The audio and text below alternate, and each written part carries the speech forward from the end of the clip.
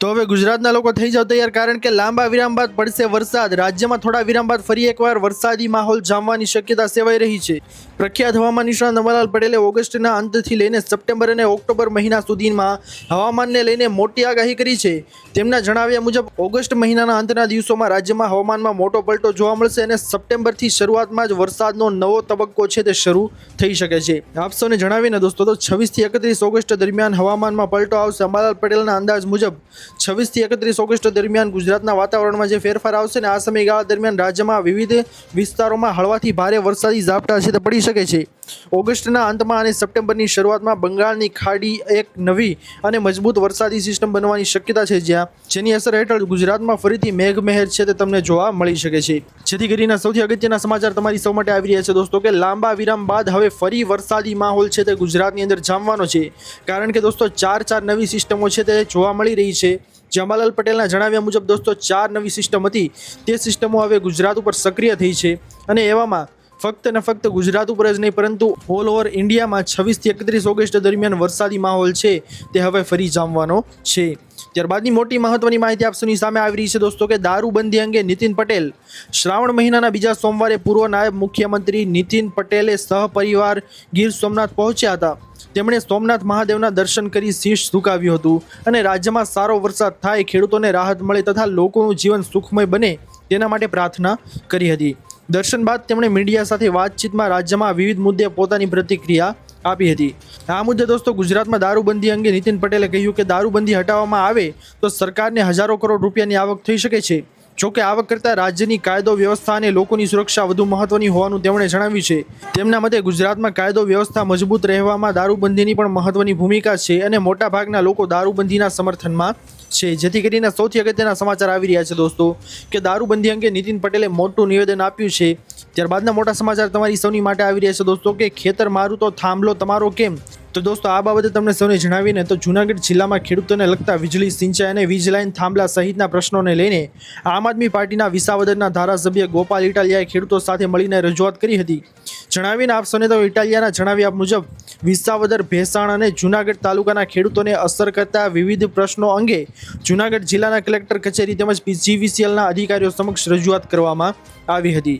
ત્રીજો મુદ્દો વીજ લાઇન માટે ખેતરમાં નાખવામાં આવતા થાંભલાઓ સાથે સંકળાયેલો છે, જેના હિત અને રક્ષા સમિતિ તરફથી રમેશભાઈના નેતૃત્વમાં આ અંગે રજૂઆત કરવામાં આવી હોવાનું ઇટાલિયાએ જણાવ્યું હતું। ઇટાલિયાના જણાવ્યા પ્રમાણે જેતપુર, શાહપુર વિસ્તારમાં 66 કેવી અને 220 કેવી વીજ લાઇન નાખવામાં આવી છે અને તેના માટે કેટલાક ખેડૂતોના ખેતરોમાં ઊભા થાંભલા છે તે નાખવામાં આવ્યા છે। ખેડૂતોનો આક્ષેપ છે કે જમીનનો ઉપયોગ થવા છતાં તેમને યોગ્ય વળતર છે તે ચૂકવવામાં આવ્યું નથી। આ મુદ્દે ખેડૂતો તરફથી વળતરની માંગ છે તે કરવામાં આવી છે। જેથી કરીને સૌથી અગત્યના સમાચાર આવી રહ્યા છે દોસ્તો, કે ખેડૂતોના ખેતરમાં જે વીજ લાઇનના થાંભલા ઊભા કરવામાં આવે છે તેથી ખેડૂતોને જાણ બહાર જીવીસીએલ કચેરીવાળા આવા થાંભલા છે તે નાખીને ચાલ્યા જાય છે। તો ખેડૂતોનો એ મુદ્દો છે કે ખેતરની અંદર થાંભલા તો નાખવામાં આવે છે પરંતુ તેનું કોઈ વળતર છે તે આપવામાં આવતું નથી। જેથી કરીને તે વળતર આપવામાં આવે તેવી ખેડૂતોની માંગ છે। ખેડૂતો દ્વારા આ મુદ્દે ઉઠાવવામાં આવેલા સવાલને લઈને ઇટાલીએ પોતાના નિવેદનમાં ઉલ્લેખ કર્યો કે ખેતર મારું તો થાંભલો તમારો કેમ। સાથે જ ખેડૂતોની માંગ છે કે ખેતરમાં વીજ વિભાગનો થાંભલો નાખવામાં આવે તો જમીનના ઉપયોગ બદલ યોગ્ય વળતર છે તે ખેડૂતોને મળવું જોઈએ। આ બાબતે તમારા સૌનું શું કહેવું છે દોસ્તો? જો તમારા જિલ્લાની અંદર, તાલુકાની અંદર, ગામની અંદર આવી રીતનું થઈ રહ્યું છે તો તમે પણ આવી રીતની માંગ છે તે ઉઠાવશો કે નહીં, અમને કમેન્ટ કરીને જરૂરથી જણાવજો। ત્યારબાદની મહત્વની માહિતી તમારા સૌ માટે આવી રહી છે દોસ્તો, કે વરસાદે રડાવી દીધા દુષ્કાળની માંગ। જી હા દોસ્તો, આ બાબતે તમને સૌને જણાવી દઈએ ને તો ક્યાં કેટલો વરસાદ પડ્યો છે। તો સૌથી પહેલાં તો જણાવીએ દેવભૂમિ દ્વારકાની અંદર, તો ત્યાં 6.41%, પોરબંદરની અંદર 18.12%, જામનગરમાં 28.88%, સાથે કચ્છમાં 29.27%, ગીર સોમનાથની અંદર 46.62%, રાજકોટમાં 47.90%, અરવલ્લીની અંદર 46.22% અને સાબરકાંઠાની અંદર 46.61%। દોસ્તો હવે આ બધા આંકડા તમે જોઈ લીધા તો આ આંકડા એ દર્શાવે છે કે રાજ્યમાં 8 જિલ્લામાં સિઝનમાં સરેરાશ વરસાદ છે તે 50% પણ વધારે પાર થયો નથી। જી હા દોસ્તો, સૌરાષ્ટ્રમાં પણ વરસાદનું અસમાન વિતરણ સૌરાષ્ટ્રના તમામ જિલ્લાઓમાં એક સરખી સ્થિતિ છે। આના લીધે દોસ્તો ગુજરાતની અંદર વરસાદનું પ્રમાણ છે તે નહિવત પણ કહી શકાય, કારણ કે દર વખતે કરતાં આજ વખતે વરસાદનું જોર છે તે ખૂબ જ ઓછું રહ્યું છે। પશ્ચિમ સૌરાષ્ટ્રના દેવભૂમિ દ્વારકા, પોરબંદર અને જામનગરમાં વરસાદ છે તેની મોરી ખાધ્ય છે। રાજકોટ અને ગીર સોમનાથ છે તેમના પણ વરસાદની સ્થિતિ છે તે આજ વખતે નબળી રહી છે, જ્યારે મોરબી, સુરેન્દ્રનગર, અમરેલી, ભાવનગર અને બોટાદ જેવા જિલ્લાઓમાં સ્થિતિ પ્રમાણમાં સારી છે। આપ સૌને જણાવી દઈએ ને દોસ્તો, તો સરેરાશ વરસાદ છે તે 50% પણ પાર ગયો નથી, તેથી વરસાદે હવે રડાવી દીધા છે। તેથી લોકોની માંગ છે કે જ્યાં વરસાદ ઓછો પડ્યો છે અને જ્યાં ખેડૂતોને સિંચાઈ માટે પૂરતું પાણી છે તે મળી ન શકે તેટલો પણ વરસાદ પડ્યો નથી, તેવા વિસ્તારોને દુષ્કાળગ્રસ્ત કરવામાં આવે તેવી માંગ છે તે ખેડૂતો દ્વારા કરવામાં આવી છે। ત્યારબાદની મહત્વની માહિતી આપ સૌની સામે આવી રહી છે દોસ્તો કે આ મોંઘવારી હવે તમારો પીછો નહીં છોડે। જણાવી દઈએ ને આપ સૌને, તો દેશભરમાં ઝડપથી ખાવા પીવાની ચીજ વસ્તુઓની કિંમતો છે તે વધી રહી છે। જણાવીને દોસ્તો, તો હમણાં ખાંડ છે તેના ભાવ આસમાને પહોંચી ગયા છે, તેની સાથે સાથે જ હવે બીજી વસ્તુ પણ આસમાને પહોંચવાની છે, તેને લઈને સામાન્ય માણસની પરેશાની છે તે વધારી દીધી છે। હવે દાળ છે દોસ્તો, તેની અંદર મોટો ભાવ વધારો છે તે ઝીકી દેવામાં આવ્યો છે। ખાંડથી લઈને ડુંગળી અને રસોઈ બનાવવા માટે ઉપયોગીમાં લેવાતી તેલની સાથે સાથે કઠોળ પણ હવે મોંઘા થવા લાગ્યા છે। એવામાં દોસ્તો મિડલ ક્લાસનું રસોડું છે તેનું બજેટ સાવ ખોરવાઈ રહ્યું છે। તહેવારોની સિઝનમાં ખાવા પીવાની ચીજ વસ્તુઓ મોંઘવારીને લઈને નવી ચિંતાઓ છે તે લોકોના ઉપર ઊભી થઈ છે। દોસ્તો આપ સૌને જણાવીએ ને તો સૌથી પહેલાં તો ખાંડના ભાવ છે તે વધારવામાં આવ્યા, સાથે સાથે જે તેલના ભાવ તો ધીરે ધીરે વધી જ રહ્યા હતા, અને હવે દોસ્તો એકાએક મોંઘવારી છે તે વધી તો દાળમાં પણ વધારો ઝીકવામાં આવ્યો છે। જો આવું ને આવું ચાલ્યું રહ્યું દોસ્તો, તો સામાન્ય માણસના ખિસ્સા ઉપર ભારે અસર છે તે હવે પડી શકે છે। ત્યારબાદની અગત્યની માહિતી આપ સૌની માટે આવી રહી છે દોસ્તો કે જો ખેતી બંધ કરશો તો ખાશો શું? દોસ્તો ગુજરાતમાં ઔદ્યોગિક વિકાસ અને શહેરીકરણની તેજ ગતિ વચ્ચે એક ચોંકાવનારી વિગતો સામે આવી છે। લોકસભામાં રજૂ કરાયેલા લેન્ડ સ્ટેટિસ્ટિક્સ મુજબ રાજ્યમાં છેલ્લા 5 વર્ષમાં અંદાજે 2.28 લાખ હેક્ટર ખેતીલાયક જમીનોનો ઘટાડો થયો છે। આ ઘટાડો ગુજરાતના કુલ કૃષિ ક્ષેત્રમાં આશરે 1.83% જેટલો થાય છે। પરિણામે ભવિષ્યમાં ખાદ્ય સુરક્ષાને લઈને ચિંતાનો વિષય છે તે હવે બન્યો છે। કેન્દ્રીય કૃષિ મંત્રાલયે સરકારના અહેવાલ મુજબ વર્ષ 2020-21માં રાજ્યમાં 124.62 લાખ હેક્ટર ખેતી લાયક જમીન હતી, જે વર્ષ 2024 સુધીમાં ઘટીને માત્ર 122.38 લાખ હેક્ટર થઈ ગઈ છે। જિલ્લાવાર આંકડાઓ પર નજર નાખીએ દોસ્તો, તો સાબરકાંઠામાં સૌથી વધુ 43.72% અને જામનગરમાં 40.61% અને વડોદરામાં 38.18% ખેતીની જમીન ઓછી થઈ છે, જ્યારે અમદાવાદ જિલ્લામાં 72,786 હેક્ટર જમીન બિનખેતીમાં ફેરવાઈ ગઈ છે। જણાવી દઈએ ને આપ સૌને દોસ્તો, તો ખેતીની જમીન ઘટવા પાછળ ઝડપી શહેરીકરણ મુખ્ય જવાબદાર પરિબળ રહ્યું છે। અમદાવાદ, સુરત, રાજકોટ અને વડોદરા જેવા મેટ્રો શહેરોમાં સરહદો સતત વધી રહી છે। હાઉસિંગ પ્રોજેક્ટ્સના કારણે ખેડૂતોને જે ઊંચી કિંમતો મળી રહી છે કે તેથી કરીને ખેતી લાયકો જમીન છે તે વેચી રહ્યા છે, અને સામેવાળી જે પાર્ટી હોય છે દોસ્તો તે ખેતીની જમીનને બિનખેતીમાં ફેરવી રહી છે। જેથી કરીને દોસ્તો હવે લોકો ખેતી છોડી રહ્યા છે, તો ભવિષ્યમાં આ એક મોટો ચિંતાનો વિષય બની શકે છે દોસ્તો। જો ખેડૂતો ખેતી છોડી દેશે તો ધીરે ધીરે કરતાં ખેતી છે તે ઓછી થઈ જશે, તો લોકો ખાશે શું તે હવે દોસ્તો સરકારે જોવાનું રહેશે। ત્યારબાદની અગત્યની માહિતી પીએમ કિસાન યોજનાને લઈને આવી છે દોસ્તો, તો 2000નો હપ્તો રક્ષાબંધને શું મળશે તમને? તો 23મો હપ્તો 20 જૂન 2026ના રોજ ટ્રાન્સફર કરવામાં આવ્યો હતો। ત્યારથી ખેડૂતો આગામી હપ્તાની આતુરતાથી રાહ જોઈ રહ્યા છે, એટલે કે 24મો હપ્તો છે તે હવે ક્યારે આવવાનો છે તેના વિશેની ખેડૂતો છે તે રાહ જોઈ રહ્યા છે, જે સપ્ટેમ્બર અથવા તો ઓક્ટોબર મહિનામાં તમારે આવી શકે છે।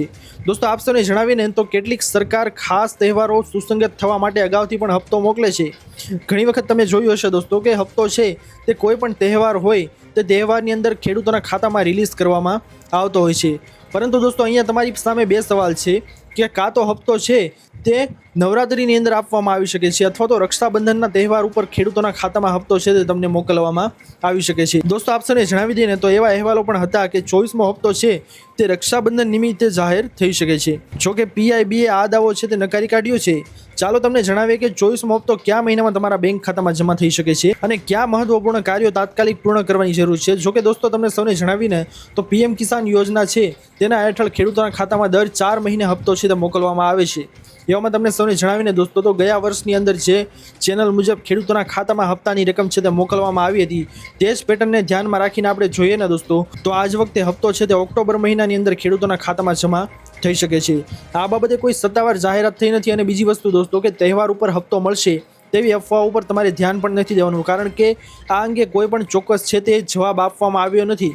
આપ સૌને જણાવીને દોસ્તો, તો દર 4 મહિનાના ગાળે ખેડૂતોના ખાતામાં હપ્તો જમા કરવામાં આવે છે, તેથી કરીને ગયો હપ્તો છે દોસ્તો તે જૂન મહિનાની અંદર ટ્રાન્સફર કરવામાં આવ્યો હતો, જેને ઓલમોસ્ટ 4 મહિના જેવો સમયગાળો છે દોસ્તો તે થઈ ગયો છે।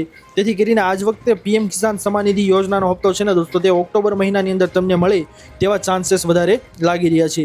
અને મહત્વપૂર્ણ ફેરફારો વિશે વાત કરીએ દોસ્તો તો જે કોઈ પણ ખેડૂતોએ કેવાયસીની પ્રક્રિયા હવે પૂર્ણ કરી નથી અને સાથે સાથે જમીનની ચકાસણી કરાવી નથી અને બેંકની કામગીરી આધાર કાર્ડ સાથે બેંક લિંક કરાવી નથી તો તેવી કામગીરી છે તે તમે તાત્કાલિક કરાવી લેજો, જેથી કરીને આવનારો 24મો હપ્તો છે તે તમને સૌને મળી શકે. તો ત્યારબાદના મોટા સમાચાર તમારી સૌની સામે આવી રહ્યા છે કે અત્યારની પેઢીનો સૌથી મોટો અલ નીનો. દોસ્તો તમને સૌને જણાવીને તો અત્યારની પેઢીએ ના જોયો હોય તેવો એલ નીનો છે તે આકાર લઈ રહ્યો છે. એલ નીનોના નબળા ચોમાસાના અહેવાલ આવવા લાગ્યા છે, તેવામાં વરસાદની ઘટ પડશે તેવા પણ સંકેત છે અને અત્યારે થઈ જ રહ્યું છે. દોસ્તો ગુજરાતની અંદર છેલ્લા કેટલાક દિવસોથી જેવો વરસાદ થવો જોઈએ ચોમાસાની અંદર તેવો ખરેખર વરસાદ છે તે થયો નથી.